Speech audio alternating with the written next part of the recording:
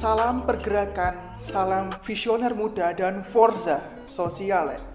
Perkenalkan, saya Oki Nur Aris Irfani, nomor induk mahasiswa 18416241057 dari program studi Pendidikan Ilmu Pengetahuan Sosial, Fakultas Ilmu Sosial Universitas Negeri Yogyakarta.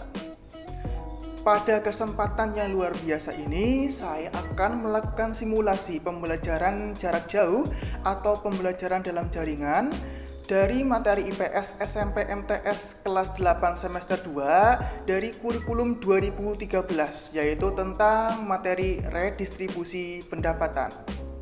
Pembelajaran kali ini akan digunakan sebuah model pembelajaran interaktif, yaitu Student Facilitator and Explaining. Langkah-langkahnya yaitu yang pertama adalah pembukaan, dilanjutkan dengan guru menyampaikan kompetensi atau tujuan pembelajaran yang ingin dicapai. Kemudian yang kedua, guru mendemonstrasikan atau menyajikan materi yang ingin disampaikan antara siswa dan juga guru. Kemudian yang ketiga, memberi kesempatan kepada siswa untuk menjelaskan kepada siswa lain dari sebuah gambar, bagan, ataupun peta konsep yang disajikan oleh guru dalam pematerian. Yang keempat, guru menyimpulkan ide gagasan atau pendapat dari siswanya itu. Yang kelima, guru menerangkan kesimpulan dari pembelajaran hari itu. Yang terakhir yaitu penutup. Pada bagian pembukaan, guru dapat menyampaikan salam, menanyakan kabar, melakukan presensi, berinteraksi untuk bertujuan memotivasi siswa serta berinteraksi dengan siswa supaya siap untuk mengikuti pembelajaran. Kemudian, pada bagian penutup bisa diawali dari diskusi atau tanya jawab, kemudian diakhiri dengan salam penutup dan juga kata motivasi. Nah, langsung saja kita mulai simulasi pembelajaran kali ini, bagaimana penerapan Student Facilitator and Explaining dan juga dikaitkan dengan konsep diskusi pada kegiatan inti pembelajaran. Langsung saja, inilah dia videonya.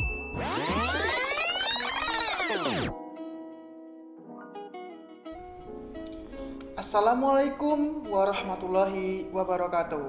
Halo anak-anak, gimana kabar kalian? Semoga kalian semua dalam keadaan sehat dan juga bersemangat untuk mengikuti kegiatan belajar mengajar setiap harinya, terutama dalam pembelajaran ilmu pengetahuan sosial atau IPS kali ini. Bapak berharap kalian sudah siap untuk mengikuti pembelajaran hari ini tentunya. Baik, sebelum kita melakukan pembelajaran, alangkah baiknya kita berdoa menurut agama dan kepercayaan masing-masing. Berdoa dipersilahkan. Berdoa dicukupkan. Sebelum kita memulai pembelajaran inti, Bapak akan melakukan presensi kehadiran. Nah, baik, langsung saja Bapak atensi ya. Baik, yang pertama Bambang, apakah hadir? Baik, yang kedua Cantika, apakah hadir? Baik, kemudian Devita. Oke. Kemudian Faisal. Iya, Heri. Oke. Gaina. Oke, terima kasih. Baik, sebelum kita lanjutkan pembelajaran, Bapak akan mengecek semangat dan juga kesiapan anak-anak semuanya. Bapak menyiapkan 3 frasa. Yang pertama, aku siap. Yang kedua, untuk bisa. Dan yang ketiga, dan bersemangat. Bapak ulangi, yang pertama, aku siap. Aku bisa dan bersemangat. Baik, langsung saja Bapak demonstrasikan. 1, 2, 3. Aku siap untuk bisa dan bersemangat. Aku siap untuk bisa dan bersemangat. Aku siap untuk bisa. Aku bisa untuk siap. Aku siap untuk bisa dan bersemangat. Ya, begitu ya anak-anak gerakan dan juga iramanya. Bisa kita mulai ya, kita coba bareng-bareng ya anak-anak ya. 1, 2, 3. Aku siap untuk bisa dan bersemangat. Aku siap untuk bisa dan bersemangat. Aku siap untuk bisa. Aku bisa untuk siap. Aku siap untuk bisa dan bersemangat. Oke, tandanya anak-anak sudah sangat semangat untuk mengikuti pembelajaran hari ini. Dan tentunya anak-anak pasti sudah siap dan juga sudah mandi, sudah makan, dan juga sudah rapi untuk mengikuti pembelajaran hari ini. Oke, tepuk tangan dulu untuk kalian. Oh iya, anak-anak, B.J. Habibie pernah berkata, "Success is not present by educated people. It belongs to those who try everlastingly." Artinya, keberhasilan bukanlah milik orang yang pintar, namun keberhasilan adalah milik mereka yang mau berusaha. Jadi anak-anak kalau ingin berhasil, maka anak-anak harus bersungguh-sungguh dan juga berusaha dengan maksimal. Begitu anak-anak, bisa dipahami? Baik, anak-anak berarti sudah paham. Jadi anak-anak harus berusaha dan berupaya untuk selalu bersemangat dalam belajar dan melakukan hal-hal yang baik lainnya. Go!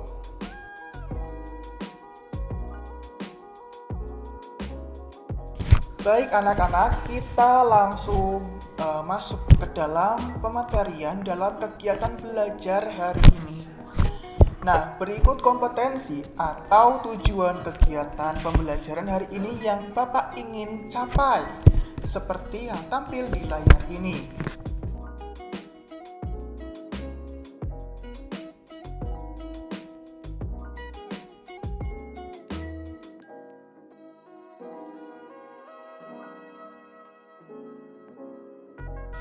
Nah, itu dia tujuan pembelajaran atau kompetensi yang ingin dicapai dari pembelajaran hari ini dari materi redistribusi pendapatan. Nah, Bapak mau tanya nih anak-anak, siapa yang di sini punya kartu Jamkesmas atau jaminan kesehatan masyarakat?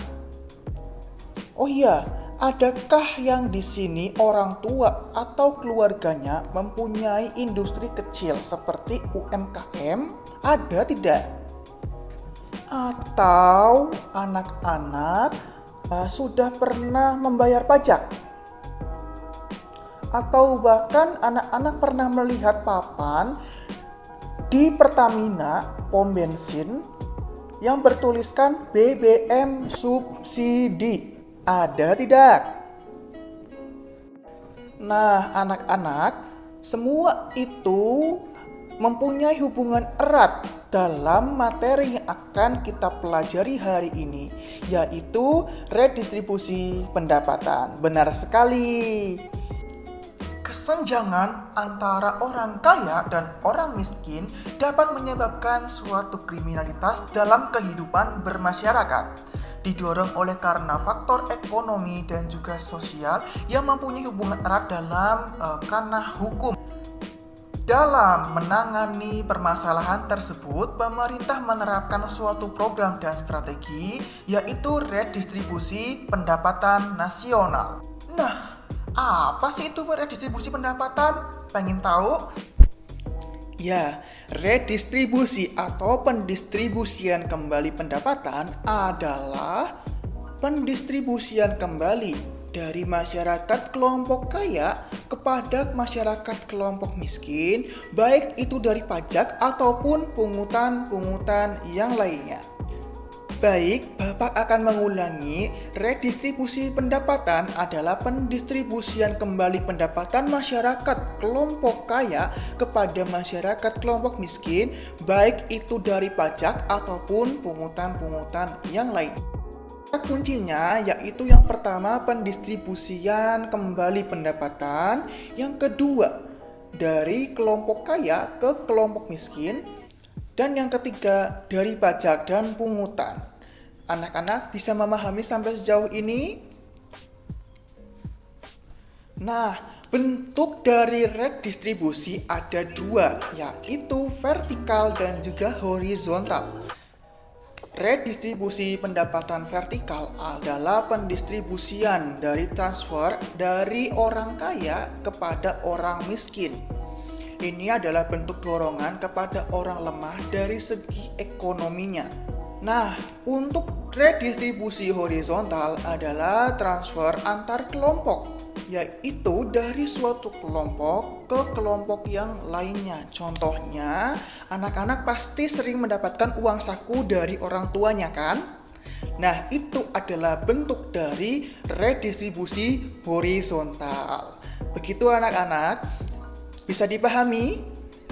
Baik, anak-anak, kalau bisa dipahami, pembelajaran selanjutnya Bapak akan membagi kalian satu kelas ini menjadi 7 kelompok, di mana masing-masing kelompok berisikan 5 orang.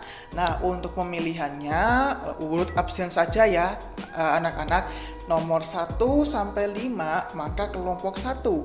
Dan nomor absen 6 sampai 10 adalah kelompok 2. Dan nomor 11 sampai 15 adalah kelompok 3 dan seterusnya hingga nomor 35 atau kelompok 7. Begitu ya anak-anak, silakan untuk dikoordinir terlebih dahulu. Tentukan satu ketua dari masing-masing kelompok. Oke, baik. Sudah terpilih ketua kelompoknya masing-masing ya. Dan untuk pembagian materinya, yang pertama atau kelompok pertama mendapatkan materi sebagai berikut. Baik, yang pertama, kelompok pertama yaitu program pemberian jaminan akses kebutuhan dasar bagi rakyat bawah. Kelompok yang kedua yaitu program kredit lunak dan juga pinjaman kredit berbasis komunitas. Kelompok ketiga membahas tentang pengembangan usaha atau industri kecil atau UMKM boleh. Kemudian yang keempat yaitu Corporate Social Responsibility atau CSR. Kemudian yang kelima yaitu pemerintah yang andil dalam penegakan hukum dan juga keadilan ekonomi. Kemudian kelompok yang keenam yaitu membahas tentang subsidi. Dan yang kelompok terakhir atau kelompok 7 membahas pajak. Nah, tugasnya silakan berdiskusi membuat ringkasan kecil dari sebuah permasalahan atau kajian dari materi yang didapatkan oleh masing-masing kelompok. Boleh bersumber dari internet, boleh juga dari buku dan juga referensi lainnya. Silakan, waktu pengerjaan tidak banyak. Cukup membutuhkan 4-6 kata saja, tidak apa-apa. Yang penting sesuai dengan materinya masing-masing yang telah dibagikan per kelompok. Dan untuk waktu diskusi adalah 15 menit. Silakan untuk berdiskusi, gunakan waktu sebaik mungkin, semaksimal mungkin, dan hasilkan yang sebagus mungkin. Silakan untuk berdiskusi.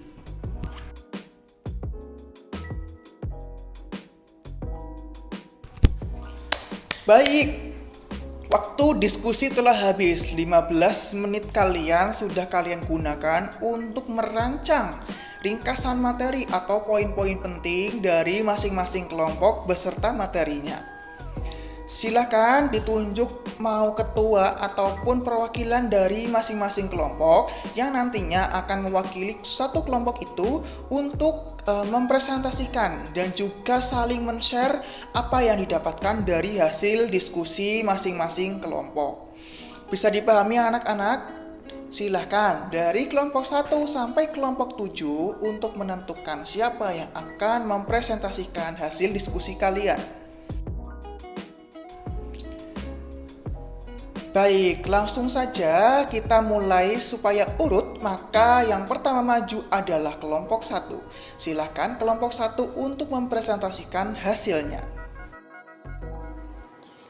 Baik, di sini saya sebagai perwakilan dari kelompok 1 akan mempresentasikan hasil diskusi dari kelompok kami tentang program pemberian jaminan akses kebutuhan dasar bagi rakyat bawah.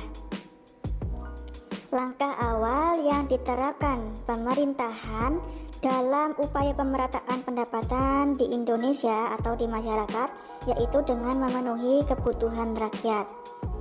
Kebutuhannya yaitu seperti kebutuhan dasar, kesehatan, dan pendidikan. Strategi yang dilakukan oleh pemerintah yaitu seperti bantuan langsung tunai atau BLT, kemudian bantuan tunai bersyarat atau PTB, program keluarga harapan atau PKH, kemudian ada jaminan sosial dan juga beasiswa untuk memenuhi akses pendidikan yang kurang mampu, serta adanya jaminan kesehatan masyarakat atau Jamkesmas untuk memenuhi kebutuhan masyarakat yaitu dalam bidang kesehatan secara gratis. Itu adalah hasil analisis dan juga diskusi kelompok 1. Terima kasih.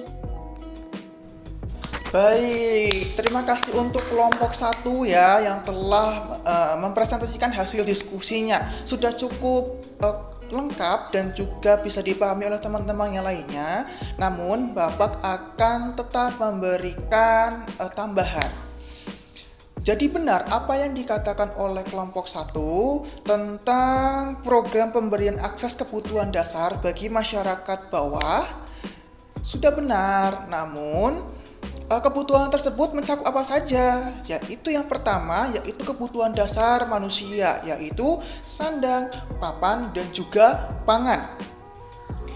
Kemudian setelah itu adanya pemberian jaminan untuk akses kesehatan dan juga pendidikan.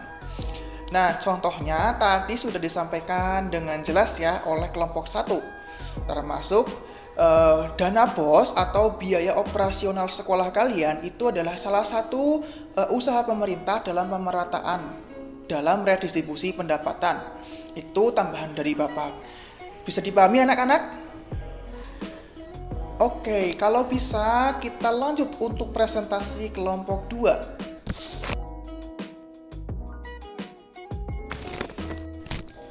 Iya, terima kasih untuk kelompok 2. Benar sekali apa yang disampaikan. Dan untuk kelompok 2, tambahan dari Bapak, untuk kredit usaha rakyat atau KUR ini juga salah satu program yang diharapkan pemerintah untuk membantu golongan menengah ke bawah dalam meningkatkan pelaku wirausaha. Jadi meningkatkan angka produktivitas masyarakat, mengurangi angka kemiskinan dan juga angka pengangguran secara tidak langsung dan langsung dalam program tersebut. Oke, terima kasih untuk kelompok 2. Kita beri tepuk tangan. Dan kita lanjutkan untuk kelompok 3, yaitu tentang pengembangan usaha atau industri kecil, baik itu UMKM ataupun yang ditemukan oleh kelompok 3. Langsung saja, silahkan untuk kelompok 3 mempresentasikan hasilnya. Baik, terima kasih untuk kelompok 3. Memang benar sekali apa yang disampaikan. Terdapat 3 poin utama dalam pengembangan usaha. Yang pertama, usaha kecil ini dapat menarik pelaku usaha atau tenaga kerja. Yang kedua, yaitu pemerataan dalam distribusi pembangunan. Dan yang ketiga adalah pemerataan distribusi pendapatan itu sendiri. Anak-anak bisa dipahami? Kemudian untuk UMKM atau usaha mikro kecil menengah itu juga salah satu dari pengembangan usaha yang dilakukan oleh pemerintah. Nah, selain itu juga ada program PNPM Mandiri, yaitu Program Nasional Pemberdayaan Masyarakat Mandiri Pedesaan atau lebih disingkatnya yaitu PNPM Mandiri Pedesaan. Ya, mungkin anak-anak di desanya masing-masing ada PNPM Mandiri. Ada? Oke, kalau ada, itu adalah usaha pemerintah dalam pemerataan pendapatan, dikhususkan untuk masyarakat desa untuk mempercepat pemerataan pendapatan, penanggulangan kemiskinan, dan juga perluasan kesempatan kerja di wilayah pedesaan atau wilayah yang sulit dijangkau, bukan perkotaan. Begitu anak-anak. Oke, kita lanjut untuk kelompok yang keempat, yaitu tentang CSR. Nah, untuk kelompok 4 perwakilannya, silakan untuk mempresentasikan hasilnya ya. Silakan. Oke, terima kasih untuk kelompok 4 yang telah mempresentasikan hasilnya. Jadi, poin penting dalam CSR atau Corporate Social Responsibility yaitu mengoptimalkan masyarakat bawah, buruh, dan juga usaha-usaha kecil untuk berperan aktif produktif dalam kegiatan ekonomi secara maksimal dan secara keseluruhan. Begitu anak-anak, silahkan dilanjutkan untuk diskusi kelompok 5. Silahkan. Oke, baik, terima kasih untuk kelompok 5. Benar apa yang disampaikan dari kelompok 5. Kebijakan penegakan hukum dan juga keadilan ekonomi ini sangat penting. Terlebih, pemerintah harus konsisten dalam pemerintahan dan juga pengaturan kebijakan. Sehingga kebijakan redistribusi pendapatan ini dapat berjalan secara maksimal, efektif, dan juga sukses. Sukses dalam hal ini adalah mengurangi atau menghilangkan kesenjangan ketimpangan ekonomi di Indonesia. Langsung saja kita lanjutkan untuk kelompok yang ke-6, yaitu berbicara tentang subsidi. Silakan untuk kelompok 6. Ya, terima kasih untuk kelompok 6. Benar sekali apa yang disampaikan. Nah, contoh yang lainnya yaitu ada subsidi BBM tadi yang Bapak sampaikan di awal, kemudian ada subsidi pupuk. Kan ada tulisannya tuh biasanya dalam pupuk bersubsidi. Atau kalau misalkan tidak bersubsidi maka ada tulisannya non subsidi. Begitu anak-anak, bisa dipahami ya anak-anak semua ya. Baik, terima kasih. Kita lanjutkan untuk kelompok yang terakhir, kelompok 7, yaitu tentang pajak. Nah, silahkan untuk kelompok 7 yang mewakili untuk melakukan presentasi hasil diskusi kalian. Silahkan. Baik, terima kasih untuk kelompok yang terakhir, kelompok 7 yang telah membahas tentang pajak. Jadi benar anak-anak, pajak adalah alat utama dalam pendistribusian.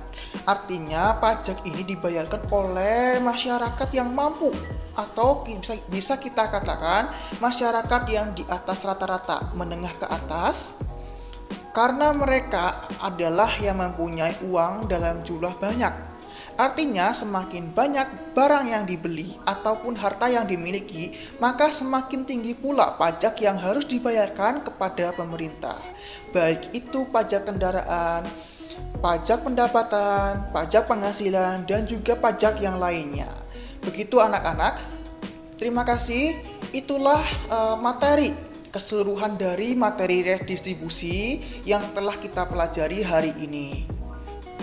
Nah, sebagai umpan balik, Bapak menginginkan anak-anak ada yang bisa menjelaskan dari bagan yang Bapak tampilkan ini. Berikut adalah bagan dari bagaimana sistematika dalam redistribusi pendapatan. Nah, silakan anak-anak, apakah ada yang berani untuk menjelaskan secara singkat saja pengertian atau makna dari bagan yang Bapak tampilkan ini? Saya mencoba menjelaskan gambar tersebut, Pak. Baik, silakan. Menurut saya, masyarakat yang berbelanja di minimarket ada pajak yang dibayarkan. Lalu dari perusahaan membayarkan pajak ke pemerintah, dari pemerintah menyalurkan dari pajak tersebut ke subsidi masyarakat. Wah, luar biasa sekali. Baik, terima kasih. Dan anak-anak yang lain, apakah sudah paham dari penjelasan teman kalian tadi yang telah menjelaskan bagan? Baik, kalau sudah paham, Bapak akan menyimpulkan pendapat dan juga pembelajaran kali ini, yaitu tentang redistribusi pendapatan. Redistribusi pendapatan adalah transfer atau pendistribusian kembali dari masyarakat kelompok kaya kepada kelompok miskin yang diambil dari pajak ataupun pungutan-pungutan lainnya dan ditransferkan kembali atau didistribusikan kembali dalam bentuk subsidi, jaminan kesehatan, dana BOS, UMKM, dan lain sebagainya yang tadi kelompok 1 hingga kelompok 6 presentasikan atau diskusikan di kelas tadi. Itu adalah penerapan dari redistribusi pendapatan sebagai ajang pemerataan pendapatan yang dilakukan oleh pemerintah. Jadi benar apa yang didapatkan oleh pemerintah, yaitu berupa pajak ataupun pungutan-pungutan yang lainnya oleh pemerintah ini akan didistribusikan kembali kepada masyarakat Indonesia yang membutuhkan, terutama dalam hal pendidikan, kesehatan, dan juga kebutuhan dasar, sandang, pangan, papan, ataupun yang lainnya. Begitu anak-anak, itu adalah kesimpulan materi pada pembelajaran kali ini. Silakan anak-anak kalau ada yang bertanya, silakan untuk bertanya dan disampaikan kepada Bapak. Apa yang menjadi permasalahan atau kalian menemukan suatu apa dalam lingkungan sekitar yang menurut kalian adalah redistribusi pendapatan. Silakan. Saya izin bertanya, Pak. Ya, baik, silakan untuk pertanyaannya diberikan kepada Bapak. Begini, Pak, saya pernah menemukan tabung gas LPG berwarna hijau yang bertuliskan hanya untuk masyarakat miskin. Apakah itu termasuk bentuk redistribusi pendapatan? Ya, betul sekali. LPG tabung gas yang hijau muda ya, yang 3 kilo, itu merupakan LPG subsidi atau bahan bakar subsidi dari pemerintah sebagai pemerataan atau redistribusi pendapatan itu. Kenapa ada tulisannya untuk masyarakat miskin seperti itu? Iya, karena di masyarakat perkotaan, gas yang digunakan adalah non-subsidi. Jadi kalau kalian masih menemukan gas tersebut, maka lingkungan kita itu masih dianggap menengah ke bawah. Kebanyakan seperti itu. Karena gas LPG itu dikhususkan untuk masyarakat yang kurang mampu, yaitu di wilayah pedesaan sesuai dengan materi yang tadi disampaikan oleh anak-anak itu. Jadi, sudah paham sampai sejauh ini? Jawabannya adalah iya, benar sekali. Sekian, terima kasih. Baik, sama-sama. Harapannya anak-anak bisa memahami seluruh materi pembelajaran hari ini. Amin, amin ya robbal alamin. Nah, sebelum Bapak tutup untuk pembelajaran hari ini atau kegiatan belajar mengajar hari ini, Bapak mempunyai satu tugas kepada masing-masing individu dalam kelas ini, yaitu untuk membuat clipping, yaitu foto dan juga analisisnya terkait redistribusi pendapatan yang ada di lingkungan tempat tinggal kalian. Tadi sudah disampaikan banyak sekali redistribusi pendapatan yang itu adalah suatu program dari pemerintah. Nah, untuk pengumpulan adalah minggu depan dan dikumpulkan ketika kita melakukan pembelajaran seperti hari ini. Dan untuk jumlah foto ataupun kajian, kalian harus menyediakan minimal 3 buah dan diusahakan fotonya adalah foto sendiri. Misalkan kalian datang ke warung dan memfoto tabung gas LPG tadi. Nah, silahkan dianalisis atau kalian juga boleh melakukan wawancara atau bertanya kepada pemerintah, penjual, atau orang tua kalian terkait redistribusi pendapatannya ada di mana atau analisisnya bagaimana menurut mereka.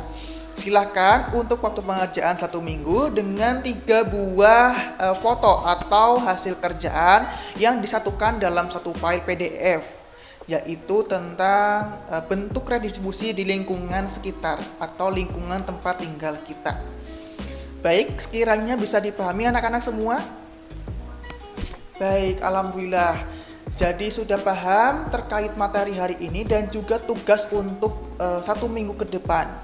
Artinya pembelajaran hari ini dapat dicukupkan sampai sekarang, sampai detik ini.